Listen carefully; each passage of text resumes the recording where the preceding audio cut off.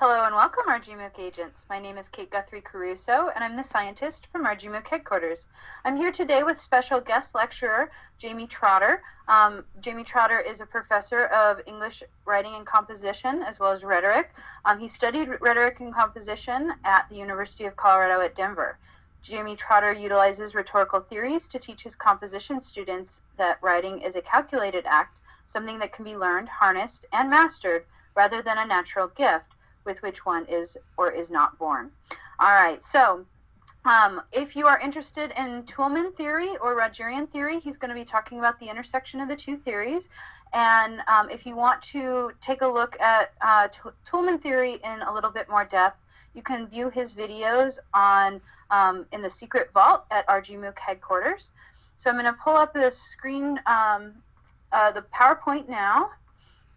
To access rgMOOC headquarters, it's bit.ly/rgMOOC course. You can sign in and then you can access the secret vault for those extra handouts. So we'll go ahead and begin. I'm going to hand this over to Jamey Trotter. Thank you, scientist, and thank you, rgMOOC agents, for having me on today. I'm really glad to be here with you. So yeah, I mean, essentially I'm here to talk about a couple of different rhetorical theories, Toulmin and Rogerian, and as was introduced, it is something that I believe makes you a better writer and a better persuasive writer specifically, which is of course our goals here in composition to do and studying rhetoric. Next, thank you. So we're going to start off with a little very small amount of biographical information here about Stephen Toulmin. Is a modern philosopher, with us until very recently, actually, and had a nice, fruitful and long career and life. Wrote The Uses of Argument, among other publications, but this is the one that this particular theory comes from. And, basically Toulmin's looking at if you've studied Aristotelian logic and the syllogism and this sort of thing, he's looking at this and saying, it's definitely a good foundation, but not really how we approach argumentation in modern times. So he used that as a foundation. And next, please. And basically built on that, which a lot of, pretty much all the theories build upon the Greeks, especially in Western rhetorical theory, but so he's not unique in that. But this particular theory was developed primarily for the philosophical analysis of argument. So it's fantastic for analyzing argument, which we ask many of our comp students to do, and which you may be asked to do in numerous classes or even in life situations. Also, we have taken it and made it a theory that we like to use in composition classes to build argument. Okay, and so there's quite a few components to this theory. Next, but it's actually fairly easy once you break it down and study each of the parts. Okay, so there's 6 components to this, beginning with claim and data. Okay, next, thank you. And claim and data are what we use to create the thesis statement specifically.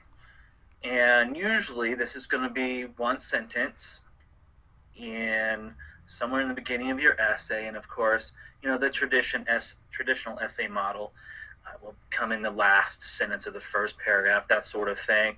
But as we become more complex writers, it may not be right there. But traditional academic essay, that's where you're going to find that thesis statement. So using this as the foundation, the claim and the data. The claim is your argument, okay, your persuasive point, and data is the reason for your argument. Okay, so we're going to thank you. We're going to start with an example here. It's the best way to understand theory. Okay, and I use this thesis that you're probably at least somewhat familiar with already, but it's something I just kind of conjured to go with the theme here. And so the thesis statement that I would like to work with for this essay that I'm constructing is that video games should be embraced and utilized more often in both physical and mental therapy because of the proven results in helping the injured heal. So this is my thesis statement that I'm going to build my essay on now. Okay. And by the way, I have to give credit to one of my students who actually created this thesis, this argument. So I stole this, as all good teachers do. So the red is the claim, and this is the arguable claim that video games should be embraced and utilized more often in therapy. Okay, in two different kinds of therapy. Now, can someone argue with that? Yes. Okay, and so why? Well, because we have proven results in that video games can help injured people heal. Okay, so whenever you have a thesis statement and you have the word because in there, it's an easy way to construct an argument. Okay, next. Next we get into warrants, and I think this is the most difficult part of Toulmin theory. Okay, because it's a little difficult to understand, because what we're working with here are assumptions, essentially. Okay, so your warrants are the assumptions that the argument makes. And it's tough because a lot of the times they're inherent in our belief system, our value system. Okay, Toulmin says the weakest part of any argument is, is its weakest warrant. Okay, and as I will continue to show you here, the warrants are the meat of the argument and the most complex aspect of the argument. Next, please.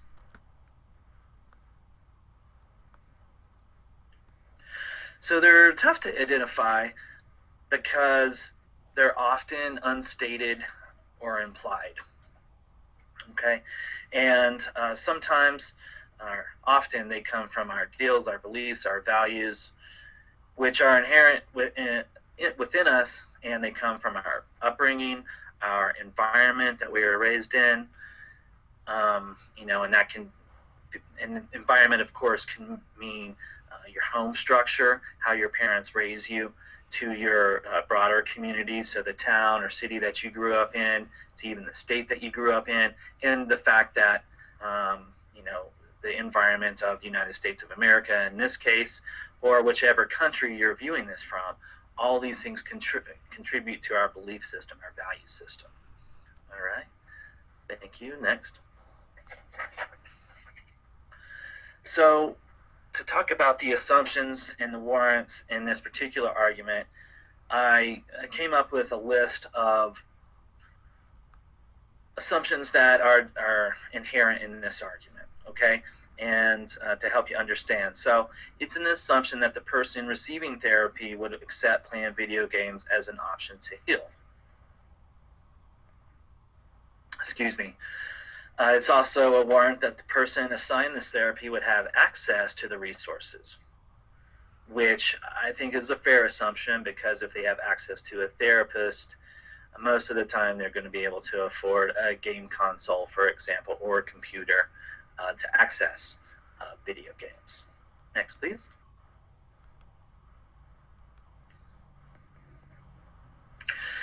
It's also a warrant that the medical field is actually looking for new ways to help people overcome their physical, mental problems.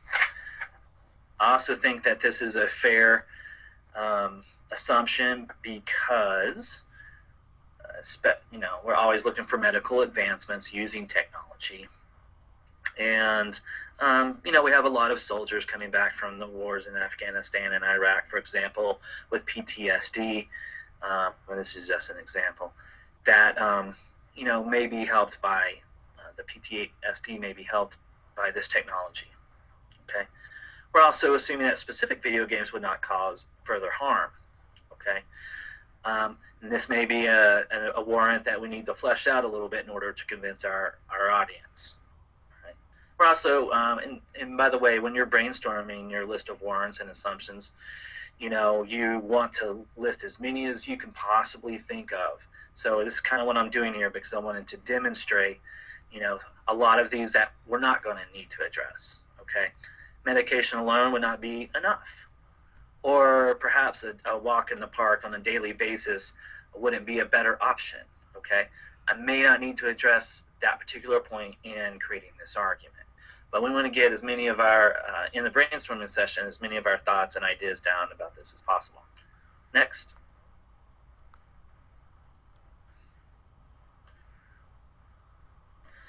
So once we do that, you might perhaps want to rank the warrants and assumptions that you want to flesh out in your essay, okay? And one of the ways that you choose this is by, thinking very hard about your target audience.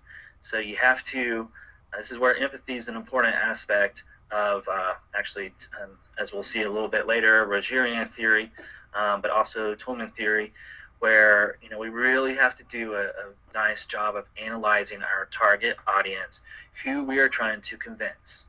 And in order to do that, you have to do a little research on that audience oftentimes. And creating an audience profile is never a bad thing. So think about that in relation to creating an argument using Toulmin Theory. And once you understand your audience, what are they going to be most concerned about as far as the warrants that are created in your thesis. Next.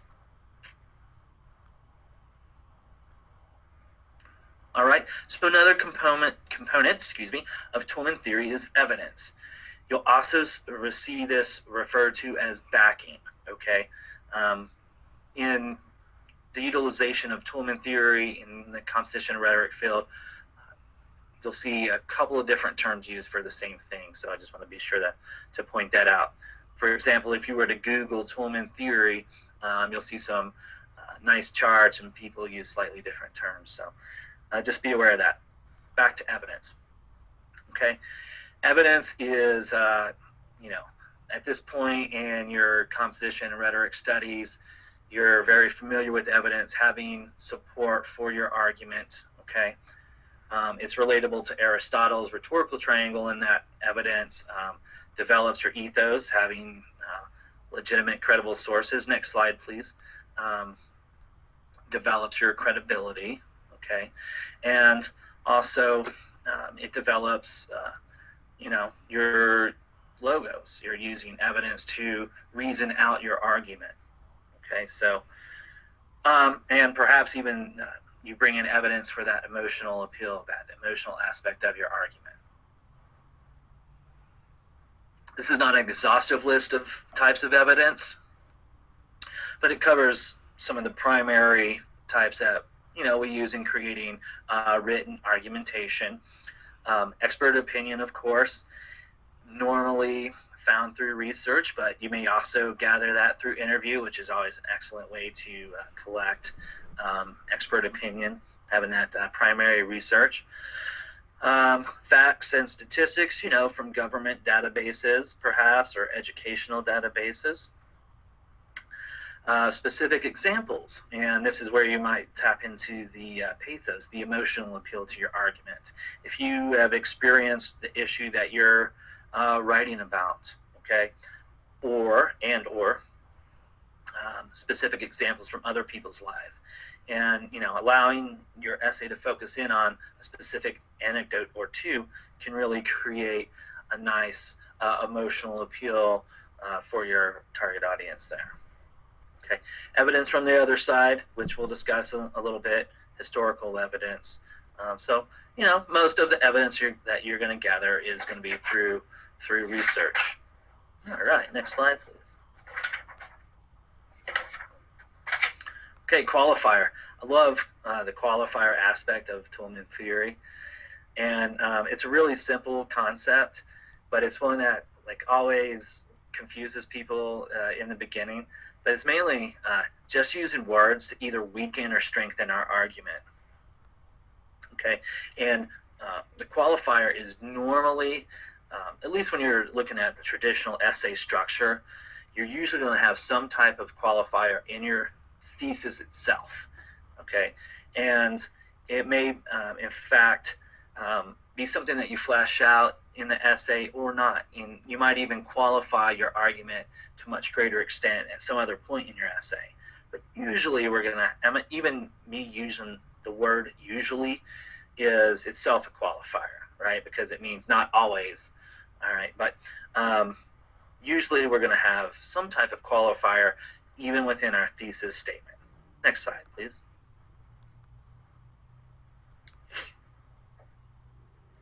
Okay, so here I'm going to use words to make the thesis statement that we're working with stronger.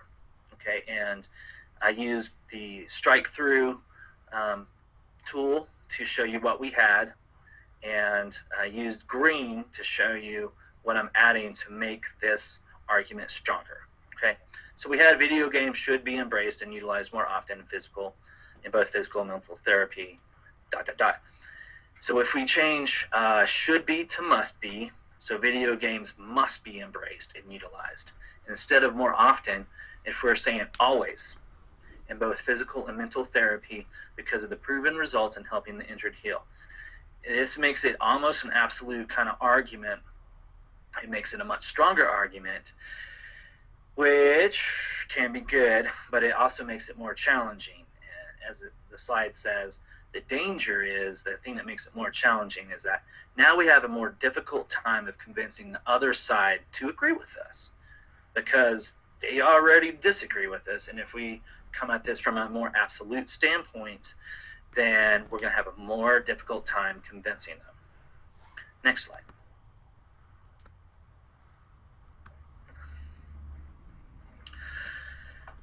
This one shows the opposite, where we're going to take what we had and make it more manageable.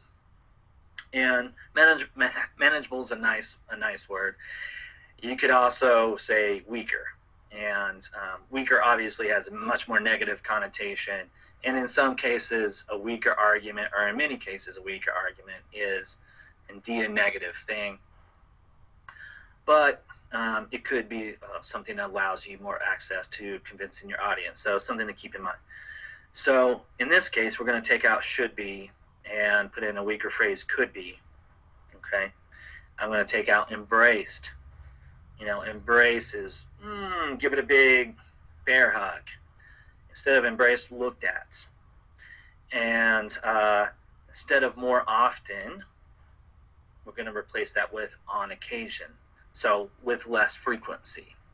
All right. So we're changing the wording here to result in the thesis statement.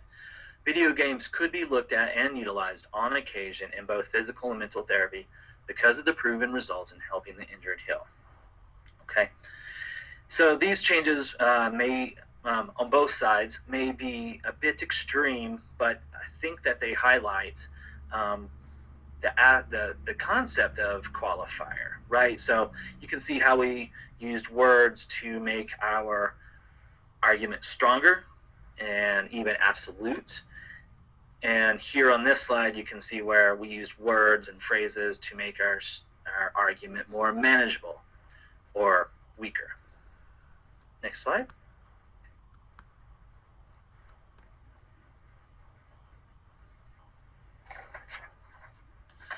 So having said that, you know, your job is to find that perfect balance, which the good news about that is, you know, your thesis is a working thesis up until the moment that you hand the essay in. So, and I have to digress just for a moment here to talk about the working thesis.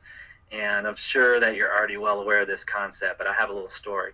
And that is when I was an undergraduate student, I was in my senior level Shakespeare class, the hardest class. The department chair teaches the class, and she made sure to grade you extremely difficult and that sort of thing. And of course, we had a 10-pager about an aspect of a Shakespearean play due at the end of the semester and that type of thing. So pulled an all-nighter, which I do not recommend. Wrote this essay, and you know, literally stayed up all night drinking coffee and that sort of thing.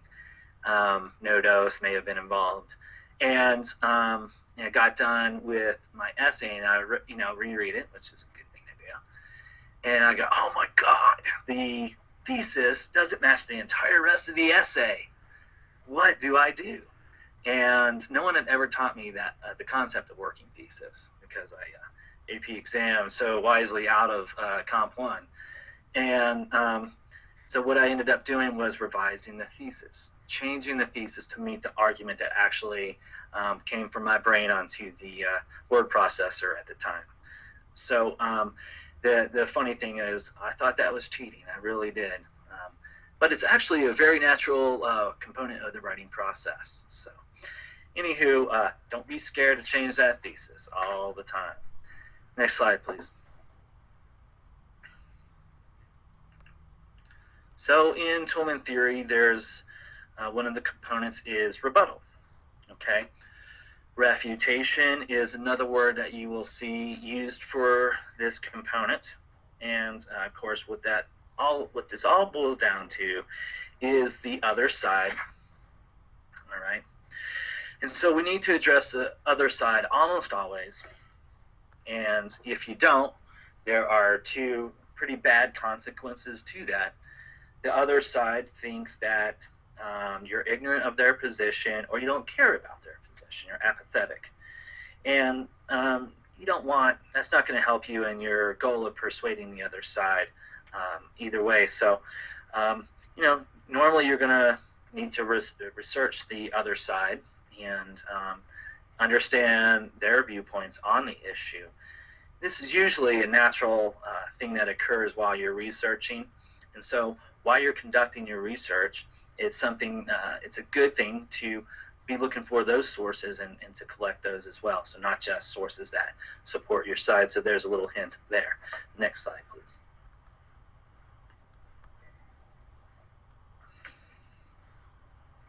You've probably already covered this to some degree, I'm positive. But, so what do you do with the other side? You concede or refute. Your two basic options. Next slide. So in refutation, this next bullet point, the first bullet point, just talks about a fairly commonly used approach for addressing the other side, and that is to take some of their main points and to systematically refute every single point. And, if you're using logic, this can be a really effective method. Probably a more common approach is to take a couple of points and refute those instead of taking like every single point that they may have. Just take a couple of the main ones and refute those. Okay. Either way, you're gaining ethos through at least acknowledging the other side, and you're gaining probably some logos there in developing your argument through reasoning. Next slide, please. Oh, and it's also important to point out that when refuting, you should do so respectively, and calling the other side names is fallacy that one should avoid in successful persuasive writing. All right. So I'm saving concession, all right, because this is where we slide into Rogerian Theory, all right, where the two theories can intersect. Conceding a point is when you take a point from the other side and you agree with it. Usually this is a sub-point, because if you concede the main point, the thesis, it's kind of counterproductive, let's just say. Game over. Next slide. So I'm gonna keep you waiting there and give you a little Carl Rogers biography here. He was also contemporary, and his field was mainly psychology. Okay, and he did a lot of work in the field of psychology, including an individual-focused approach to therapy. And also education theory uses his, the education discipline uses his individual-focused theory to better education and to, as I would say, especially special needs education. So if you're in the education field, or if you're going into education, or of course psychology, you will probably see this again. Okay, the book Rhetoric, Discovery, and Change. I do not have a copy of that. But, next slide, please. So we'll just skip to Rogerian Theory as we use it in composition and rhetoric. Okay, and it's a big qualifier there. Is really super simple, but unfortunately rarely practiced in the U.S., especially in political debates. And, you know, this is something that we're seeing playing out right now, even as we speak, with the shutdown federal government. Okay? So here are the steps to engaging in Rogerian theory. Listen carefully to your opposition. Step one. Now, let me step out of the list here to tell you why this is not commonly used. Now think about when you're in an argument, even with your significant other, okay? When that person is talking, what are you doing up in your brain? You are thinking about your rebuttal. You're thinking about what you're going to say next. You're not listening to that person. And this is a really important part to Carl Rogers' approach to helping people with relationships and therapy and that sort of thing, is we simply don't listen. All right, so developing active listening skills. And by the way, if you read any literature, any books based for management, becoming an effective manager, listening, active listening is a major aspect to becoming an effective manager in the business world. Okay, then number two, repeat back to your opponent, okay, their points. So you go, this is what I'm hearing you say, and you repeat it back. Then step three, you ask if your understanding of their argument is accurate, and you allow them the opportunity to correct any inaccuracies. And you repeat this process until the other side is completely accepting of your understanding of their position. Next slide.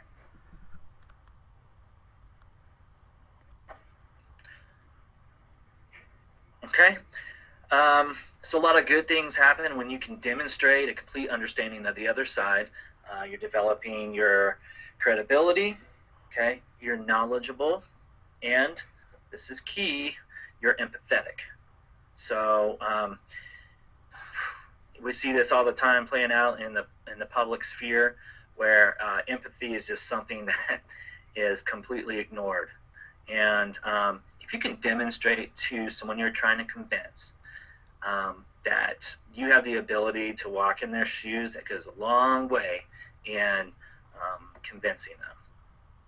Okay, so you're developing trust, and also it allows you, if you can do this, an understanding of the points, a greater understanding of the points of which you choose to refute. Next slide.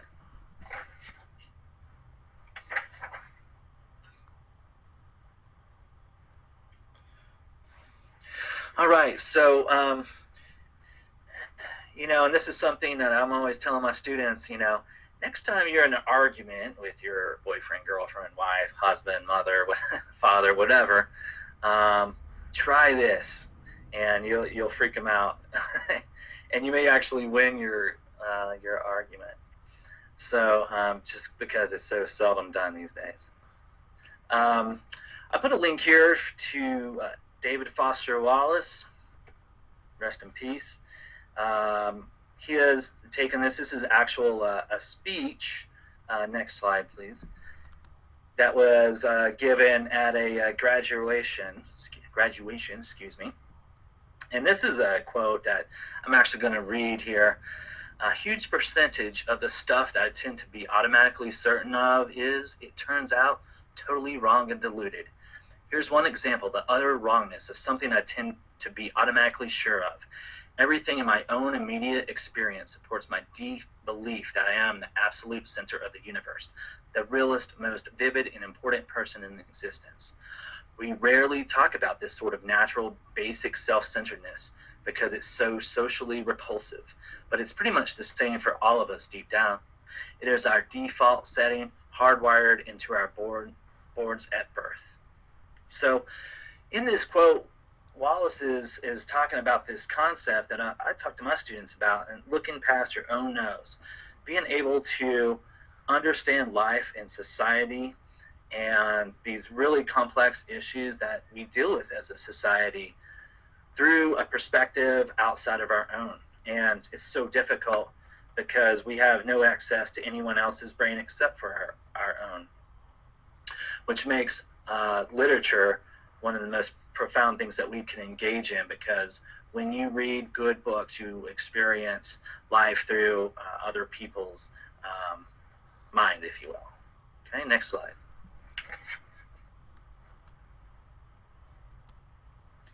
Okay, so utilizing this Rogerian theory, I came up with an example of concession. I say on a point here in the slide, but it's actually I concede a couple of points using that thesis that we have been working with throughout this particular presentation. And I kind of crunched it up, truncated it into one slide here, one paragraph. But if this were a real essay, I would probably break this into 2 or 3 paragraphs. Okay, so and deal with it on a point-by-point basis, depending on how long the essay was, I guess. Excuse me. So I'm not going to read this to you, but basically, you know, I take a few of the main points that I can see my opposition creating and saying, yeah, I can see that there may be a concern here, and yeah, I can see there may be a concern there. First person violent video games, you know, may be proven to cause desensitization to violence or something like that. But hey, guess what? They also allow people to de-stress and relieve aggression. So, you know, there's the concession, but there's also refutation there. And that's an example of where I would take that particular point and extract that and make it into a full paragraph. And for any of you that have seen House of Cards, which is a great series on Netflix, it's won a bunch of awards. The main character, Kevin Spacey, you know, he's this huge political guy. This is how he distresses playing person shooter games. So just side note there. All right, next slide, please. So wrapping this up here, okay, these two gentlemen, Toulmin and Carl Rogers, have given us new ways to approach rhetoric, analyzing, partaking, creating argument. Okay, neither theory is completely new, and probably to some degree has been developed over the 2 centuries. 2,000 plus years since Aristotle and Socrates and Plato developed the foundation, at least, for modern rhetoric.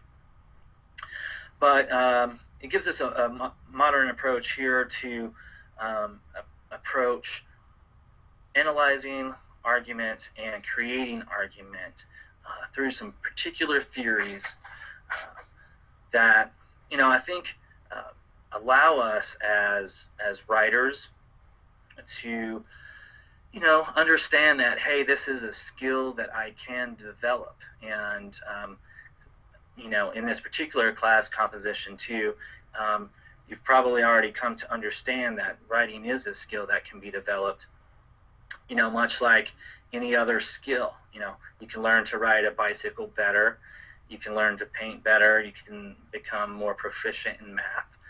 And but there's this huge common misconception in writing, especially, that makes it intimidating. That is, hey, you're either born a good writer or you're not.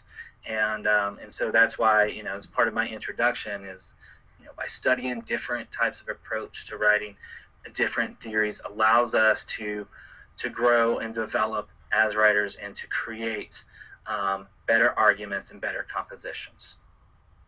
So that concludes my presentation. Thank you so much again for having me on. And as the scientist mentioned, I do have some YouTube videos out there that she's going to link out in the secret vault there for further explanation. And if you want to see me get kind of Chris Farley, at least as much as possible, I don't go through any tables or anything, but I try to animate those slides a little bit. And I use a different, in those particular videos, I use a different example to break down Toulmin theory. So please feel free to contact me with any further questions. And again, thanks for having me on. Thank you so much, Jamey. Again, I'm Kate Guthrie Caruso, the scientist from rgMOOC headquarters, and it's been a pleasure to have you.